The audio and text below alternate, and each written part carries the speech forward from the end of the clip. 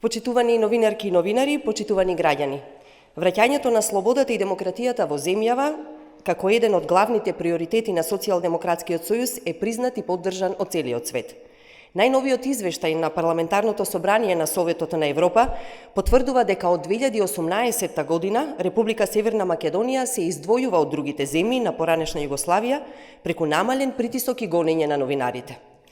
Во извештајот на Парламентарното собрание на Советот на Европа се нагласува ситуацијата во Северна Македонија во 2017 година, кога новинари беа претепани додека покриваа демонстрации пред парламентот, како и дека вкупно на 21 новинар им биле упатени закани и им било попречено известување од местото на настанот.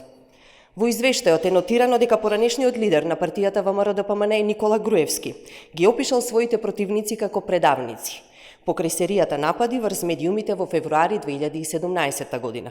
Почитувани, СДСМ и владата која што ја предводи, успеа да стави крај на насилството врз новинарите и да обезбеди слобода на медиумите.